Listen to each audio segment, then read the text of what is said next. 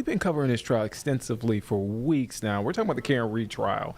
Karen Reed is charged with second-degree murder, manslaughter while operating a vehicle under the influence and leaving the scene. She's accused of striking her boyfriend, John O'Keefe, with her SUV back in 2022. This is actually the second murder trial. And it's a big day in this trial as the defense called its first witness after the prosecution rested its case on Thursday.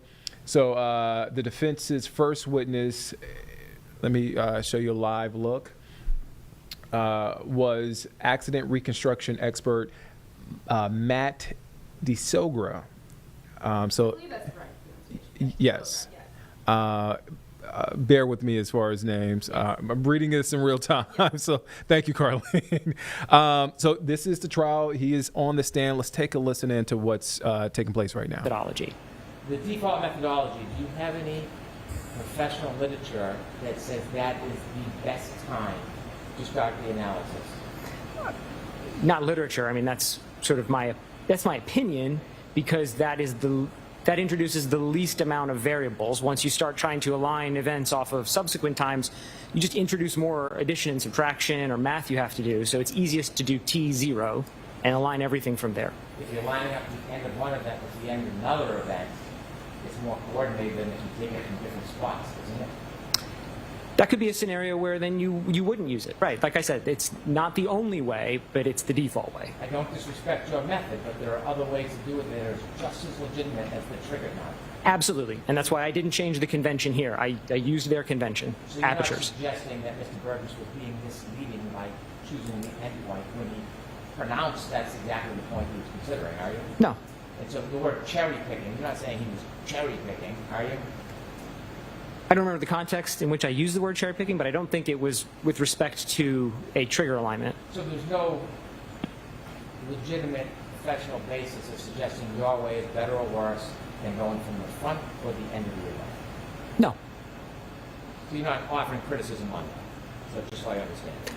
Not criticism. I pointed out that it's not typical, and I pointed out not even to say specifically that it's not typical, because even that, to your point, might sound critical.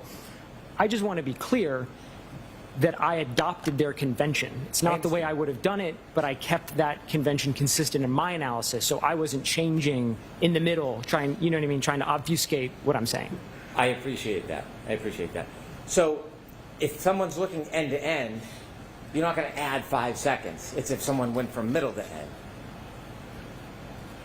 Could you give me that? Yeah, you were suggesting those questions about, well, since you're looking at the end instead of the middle, then you got to add another 5 seconds on. That's not really an accurate analysis if you're looking at a comparison from end to end. You wouldn't then add the 5 seconds to the time of the trigger because you're starting at the end from both devices.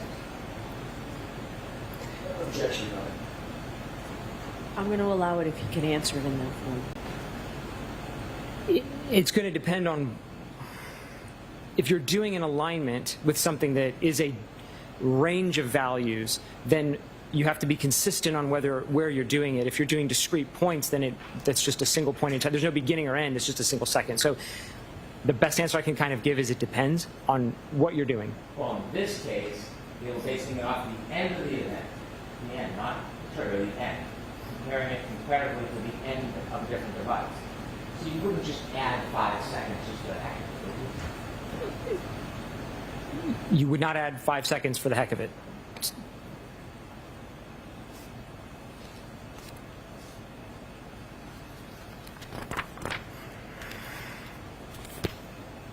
You see 12:32:09 minus 12:31:43, the middle line, equals 26 seconds.